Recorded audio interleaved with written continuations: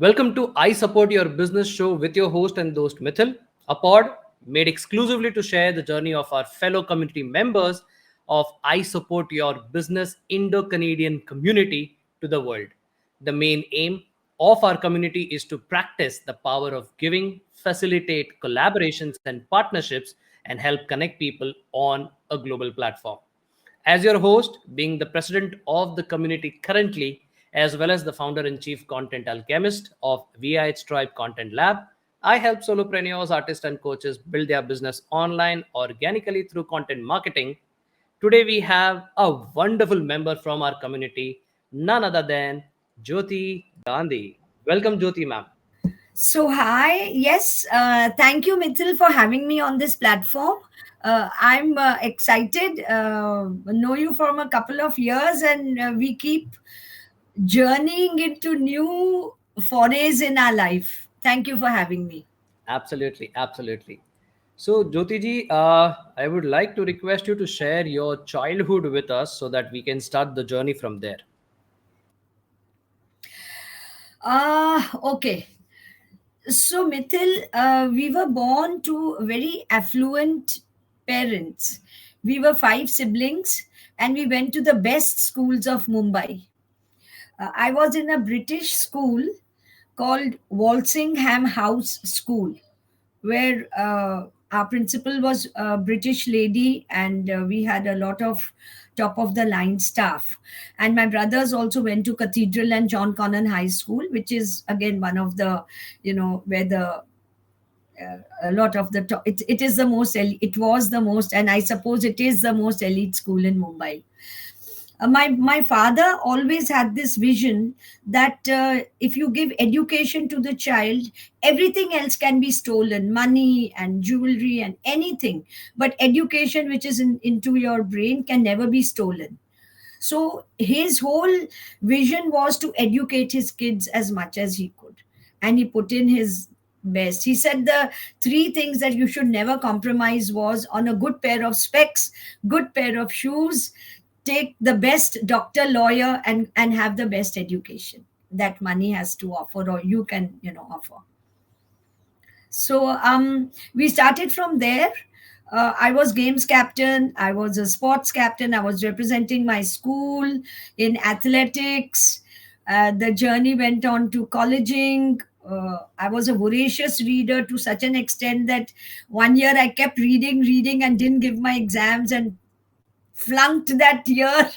uh, and my father was furious, and I took a sabbatical to my reading, because you know that we have a readers club and how passionate I am about reading. But after that day I just took hold of myself. So when I got married, I said to myself, reading nahi karna hai.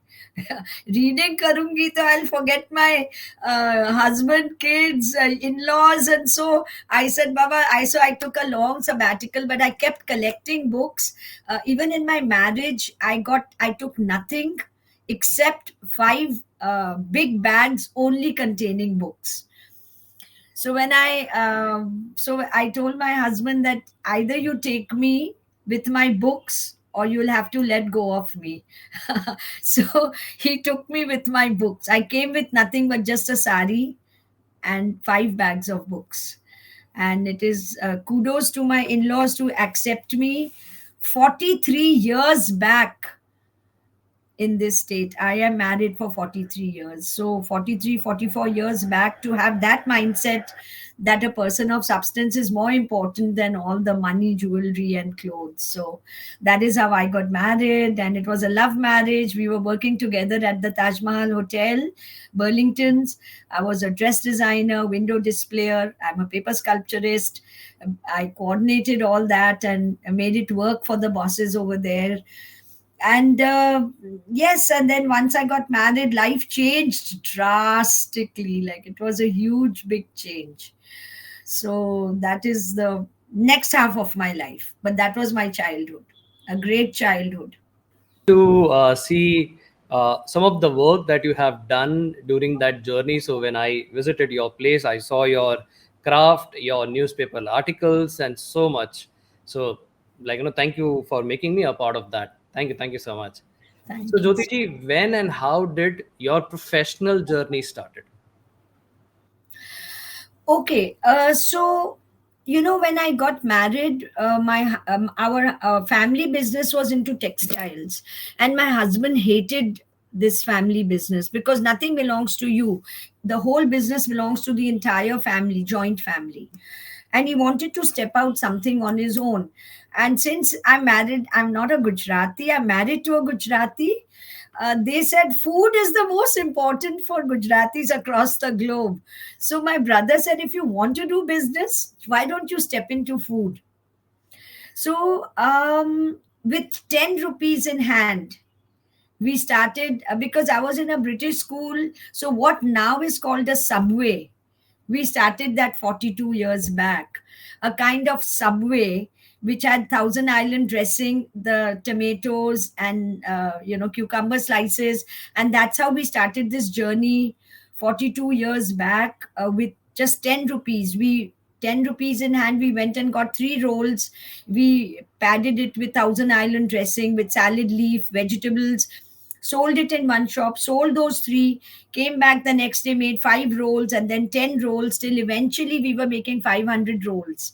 We only slept 4 hours and we were working like almost 20 hours a day. And straight from my house, we started this journey. And today, as you know, this kept evolving, evolving, evolving. We finally went into Mexican food. We are pioneers of Mexican food in India. And we kind of kept shifting, we kept doing things, but we were always before our time in the market. So when 35 years back we started Mexican food, it really wasn't known. Now you say nachos and chips and tortillas and enchiladas and tostadas and cheese sauce and refried beans, everybody knows about it. It's like Chinese food, initially nobody knew about it, now it's become a commodity. Same thing is with Mexican food. So we were really pioneers of a lot of stuff. But I did all of that only after I started this journey of starting the first children's gym. The school was called Sunny Smile Preschool. And I started the first gym for children in which all the film star kids were there. So what now you see Sonam Kapoor, Arjun Kapoor, they were all as 1.5 year old in my gym. That again was a pioneering, a first thing, and even yet people don't have gyms for children. So if whenever I want to, I can always take up this line again, and I have enough experience. I had it. My big article came in the midday center page, and Sunil Dutt ji had come to inaugurate the great Sunil Dutt ji, the Indian actor of yesteryears. He had come and inaugurated that gym, and then onwards it was never looking back. I did that. I had from one gym to three gyms. Then I started a lot of stuff like moms and tots, where I teach swimming to the mothers to teach their less than 1 year old kids swimming, because kids in their tummies are almost like they're born swimmers. So those were many new concepts we started, like the hair salon only for kids. I wanted to start the first finishing school in India, and so on and so forth. And so my professional journey, I kept doing all of that. My kids used to attend everywhere with me, whatever I did. And yeah, today my son is 36, my daughter's 37. So it's been a long journey, sir. Wonderful. So, Jyotiji, as I can see that you have worn a lot of hats and technically you are a serial entrepreneur, but I would love to know, when did you actually realize that you have turned into an entrepreneur? Uh, okay, so I was actually handling the factory for 30 years myself, the factory of Mexican food. So the entire staff, and I thought that I was a great HR. I could deal with human beings very nicely. And my husband was traveling all across India uh, to five stars and getting orders, and I was executing them. So that was really the start of my entrepreneurial journey, when I realized that I wanted to see my chips into packets in hotels and places, and and all of that. So we couldn't do it because we didn't have the finances, the backing, the knowledge, the know-how. But now that my son has come into this business, all my dreams have come true of seeing our packets from airports to the highway, food lawn, food malls, uh, all over India. I see the packets. I get very, very happy. He's doing a great job, and all my dreams are coming through my son. We may have given him a base. So the entrepreneurial journey started when I was working 30 years in the factory and dealing with a lot of. We started with 2 workers and 3 and 5, and we now have over 100 workers in the factory. Wonderful. So, Yeah. Jyoti ji, as I know you from so many years and was privileged enough to be your mentor to digitally, grow you. Uh, I have seen that you had kept, like, you are the founder of Brain Gym and more. Would like to know the naming story behind that particular name. Yeah. So, actually, my father was a legal. He was a litigal person, but I don't know, we have giving in our blood. So while he had aged, he would represent people who couldn't afford legal fees. He would not charge them money, and he would represent them, make their briefs and guide them and do all of that. And slowly his audience grew, but the stress kept building up into him. And one day he just dropped when there were a lot of people sitting around him on the table. He just dropped on the table. That was the first attack of brain storm, you can say. Brain fog, brainstorm. And we didn't realize it. You see, we didn't, I did not know the ABC of Alzheimer, dementia, Parkinson's. When we got to know, and when he was put into checkups and all, and we got to know this is a disease he's got, and and then it was a crazy journey. I mean, we couldn't understand how do you deal with such a person. He had a rapid going from one step to the other. To There are like 8 steps you can cross in these journeys of 15 months to 2 years each, going into the next step. And it was rapid for my father. One day he passed over, and I took it single handedly on myself to create this awareness into people that this brain, which is a 1.5 kilo organ, which takes care of the entire thoughts you think, the feelings you have, the actions you take, the breath that you take, your pran shakti, everything is controlled by this brain, and we are doing nothing about the brain. What we do is we get a headache, and then we take a pill for a headache. We have a backache, take a pill. We get a heart attack, take. But what is the root cause? Where has it started? What has it triggered it? We never take that into consideration. And so I went into research. I've done a lot of courses, classes. I'm certified coach of happiness from the Berkeley Method of Happiness, because happiness is behind every aspect of a human being. Like, sir, what would you want for your daughter?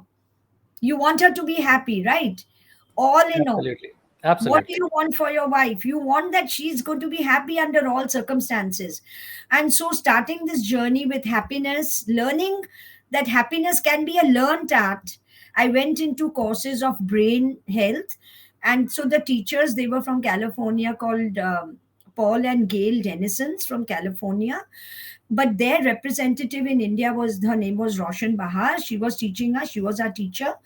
And I did all these courses, I researched, and then I went on, and I realized that there were little things that if we do, we can prevent this disease. But we should do it because it comes into your body 15 years before you see the first physical signs. And then I said that none of us today know if we are going the Alzheimer dementia way. None of us know it. So prevention is better than cure. And then I went into this whole stepping into awareness. I've touched over 50, 60,000 lives, impacted many people globally. And I hope to do that. This is my ikigai, my only reason to get up every morning, to see that I change life and I impact people. Wonderful, wonderful. So, Jyotiji, what was the initial? If I have to take you back, because you're doing this from many years now, if I have to take you back to the initial days, how was the initial days, and how are you handling this particular venture, this business? Sir, the initial days were crazy. People just didn't want to listen. They did. It was a huge struggle. It was a huge struggle. They didn't understand this disease, and you only understand it if you live through it. Like when you see your person repeating, when you see him forgetting whether he swallowed, whether the hot and cold water is burning him, he's not knowing. He walks out. When you actually see it, you realize I think it's third or the fourth most serious disease in the world, you know, and people are not realizing that. So it was a huge struggle to break through people's minds. I went mad. So I kept doing free webinars and seminars and talks and kitty groups and this Lions, Giants, Inner Wheel, Rotary. You just name it. I have spoken everywhere free of charge until you came into my life.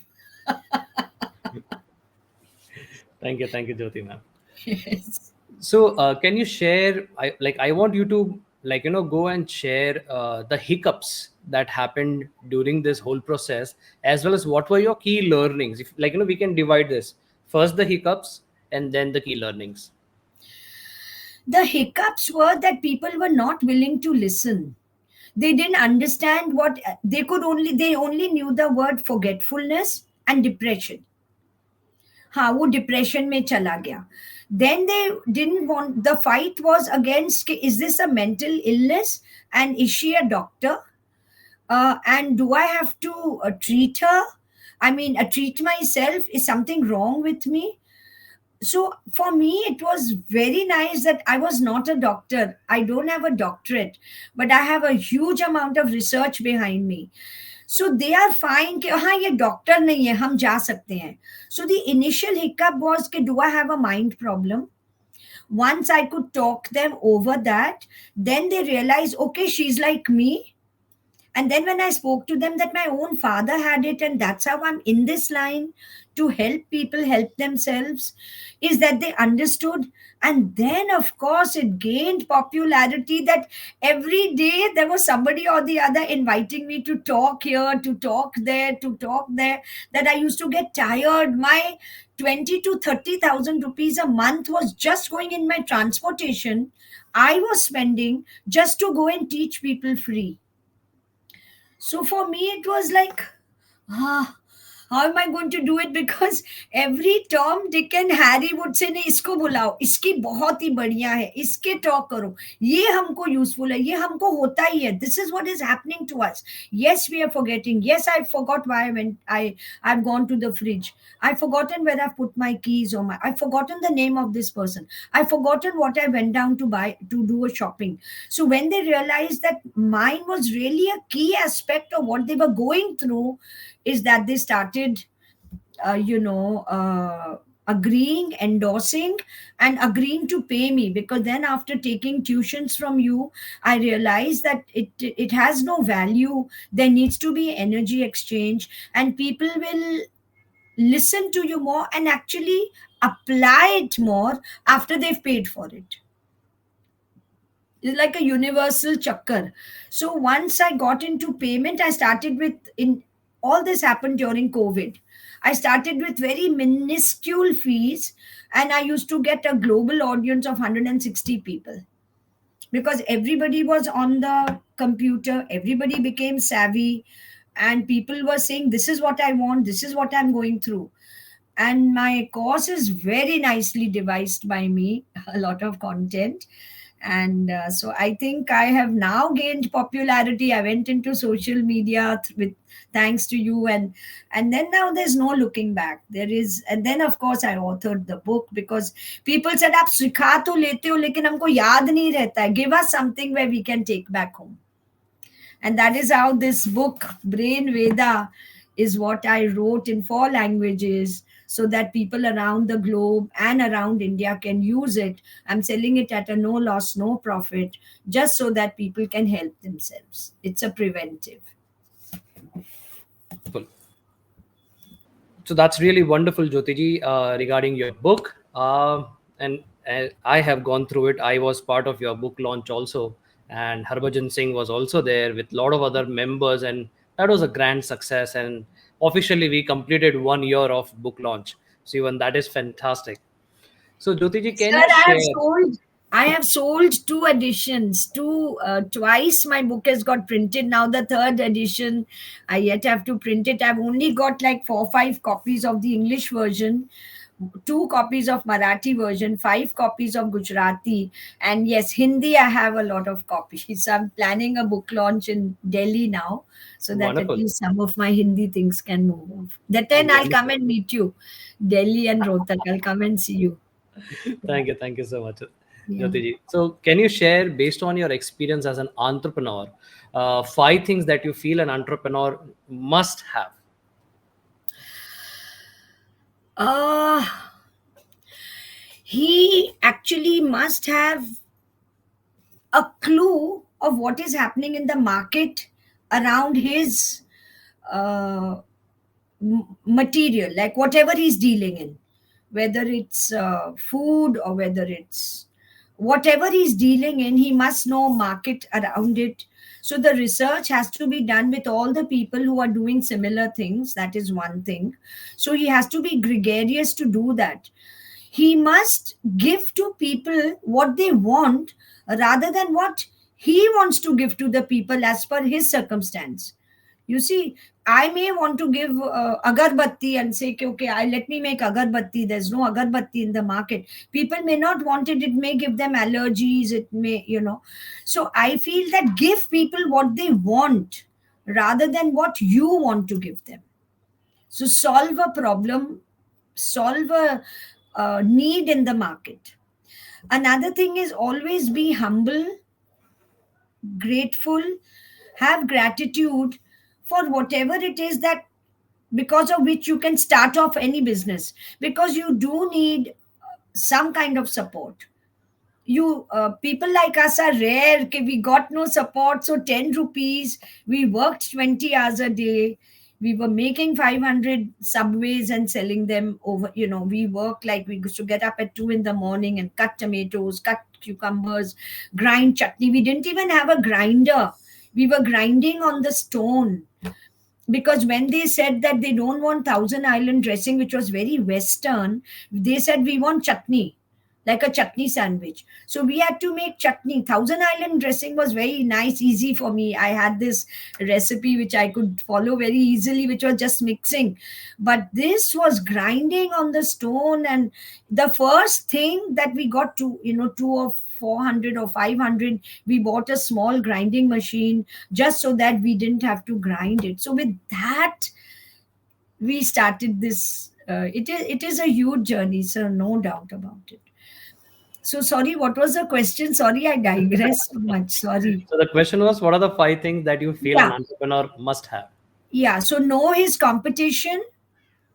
The second thing I said was, I said, know his competition. Of course, deal with. Be in gratitude was the third thing I said. And the fourth thing I think is ask for help, because I think that alone you can't do it. I mean, you may do it, you may reach a level, but when you have a group of people who are brainstorming in different aspects of your business, ask for help for scalability. When you don't want to scale, you're just fine with, itna hi hai aur chalega, mera ghar chalta hai usse. That's how me and my husband were when we brought up 2 kids. They were like twins. There's only 1 year difference. I had to take care of a joint family. I had to take care of my kids. I had to take care of the business. And it was very, very difficult. So we couldn't grow. We couldn't grow the way that the kids have grown it. They've grown it is because they've asked for help. They've taken help, they formed teams. So form teams, and that is how this I support your business is always good, because groups like these actually handhold you. Whatever is missing, they put in. So don't be afraid to ask for help. Okay. And the last thing is, yes, let me think. I don't endorse too much of borrowing money and loans, because if you're not able to for any reason, because I don't know whether you know, but we have also started a startup called Crave Kesar Chai, which is a saffron tea startup. I've started it at the age of 68. At a late age, I've started this startup. Brain Gym is doing fine, and I said, "Let me do this." And so for this, we borrowed money, bank money, and then you go crazy trying to, get work done. And if you borrow money, which is on a high rate of interest, because as lady entrepreneurs, India does endorse you to, borrow money, and that's how we did it. And then I feel that. I don't know. For me, this is my personal opinion. I don't know how it is with the world, but when you borrow money and if you're not able to pay the interest, that becomes a little catch point in your life. Okay, what do you do? What do you do? And how do you do it? And then you get into taking another loan just to finish this, and then you paying that maybe a lower interest, and then that you get into a whirlpool. So I feel that you take care and do that, unless you really have a lot of business in your pocket. If you know that people are already going to buy, like I'm not able to do this renovating my factory, is because if I know that I have 10 people who are going to give me 1 lakh, they are going to become members, they are going to take up the place, I'd readily do it and offer it to them. So once you know that you are sure that you marketed enough, and how it is like 10%, आप 1,000 लोगों को जाओगे तो 10 लोग surely आपके पास आपको मिलेगा. So it's a matter of numbers, the whole thing. So those Absolutely. are my learnings. Thank you so much, Jyoti ji. So, being an entrepreneur, I would like to ask, how has being an entrepreneur changed you as a person? Uh, so basically, I think giving is in my family. Spirituality is in my family. So for me, there was a block of never receiving and always being a giver. You see, I always wanted to give. Even now, every month, 100 kilo broken tortilla chips we are giving at some of the slums in Bombay. It is fixed. It's been going on since a year. It's actually going on since 30 years, but they were at different pockets. But now at one fixed pocket, we are giving 100 kilos every month, because ethically we don't pack up broken chips in our packets. So while producing, if they break, it's fresh chips, but they've broken. But ethically, our mind doesn't allow us to pack a broken chip and sell it off. We prefer to pack an entire chip, and if it breaks in the bargain, we collect it and then we just give it away to people who want it. And I've been doing that consistently for over 30 years. And so for me, I think that I have become more human, more I have been always giving and spiritual. I've become smarter, actually. I used to be like my everybody used to say, "Okay, you are a sitting, I mean, anybody, you're too naive, anybody can just talk to you and then they take you for a ride." And so I've become smarter because of getting into social media, meeting more people. And for me, it is important that you have to be a learner all your life. So that thing has come into me, that you got to keep learning. Your learning doesn't stop. You got to keep meeting people, you got to keep learning, you got to keep moving ahead. And that is a huge big learning for me. I don't know, sir, I won't even be able to tell you on this podcast how much I've learned. I've done sound healing, I've done pranic healing, I have just now done huge amount of, I mean, my learning has just not stopped. Okay, so Jyoti ma'am, if I have to ask you, is there a success portion to establish a business? Portion means like magical portion.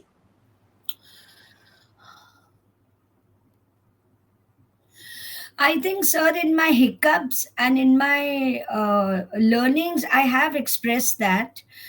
I think the success portion is be humble, but be gregarious.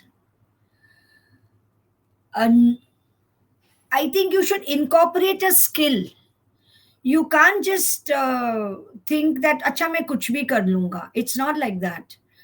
I could have not reached the heights in my brain gym or anything without that force of education behind it. So educate yourself into a skill that you want to. So first, tatolo, that's look within to see what is it that you love doing, that you can do 24/7, that you don't get tired, that you nobody, you don't want to have a break. You don't want to say I want to work 5 day a week.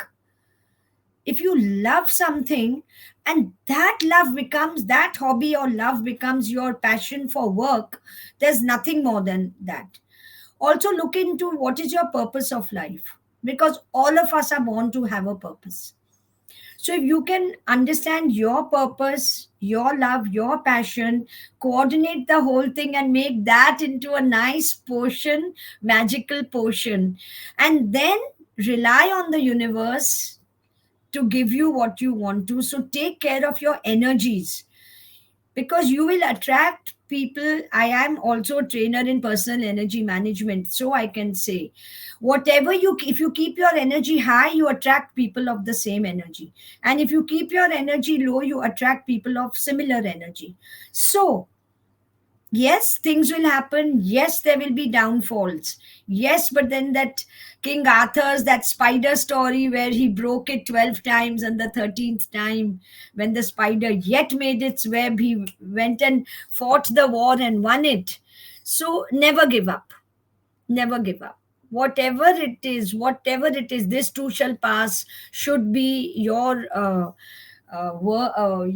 mission statement or word. Globally spread it out, because the world has become smaller due to this digital thing. And don't give up, and always say all is well, this too shall pass. So I think those are the major things. Developing a skill. Wonderful, wonderful, Jyoti ji. So before we end this particular episode, what is the one message you would like to give to all our community members as well as to all the listeners? So take help when required. uh, Keep learning. Find out the purpose of your life. Turn your hobby and passion into your uh, pathway to earning, because this way then there's no looking back and you never get tired. And uh, and create a love portion with every member that you are touching, every life that you are touching, because love is, you have fear on one end and love on one end, and a person will do anything to overcome that fear, or overcome that, or to get that love. So when you loving everybody, and I think one very important thing is communicate. I think if you live your life suffering without, just because you are not able to communicate, so I think communication skills have to be developed. If you can communicate, whether it's your husband, wife, child, worker, co-worker, the people in the domestic help, your managers, your bosses, if your communication skills are open, so developing communication skills is also very, very important. Thank you so much, Jyoti ji. Looking forward to your story also soon to be printed as a book. And it was really fun. It was really a pleasure to have you, and you taking us through this entire journey of yours and motivating and inspiring us. So all the people who are listening to this episode, do share in the comments how did you felt about our member Jyoti ji sharing her story. Thank you so much, Jyoti ma'am. Thank you. Thank you for having me. Thank you for making me part of this group and lovely group. And I hope this story inspires people to never give up. Because if we can start with 10 rupees into a big business, I'm sure all of y'all can. And if I can start at the age of 68, a new startup, I'm sure age is just a number. Absolutely, absolutely. Thank you so much, ma'am. Thank you. So you have just listened to I Support Your Business show with your host Mithil. Thank you so much for listening to our show and giving so much love. Don't forget to subscribe to our channel podcast on the platform that you are listening, and if you're watching it on YouTube, don't forget to hit the subscribe button.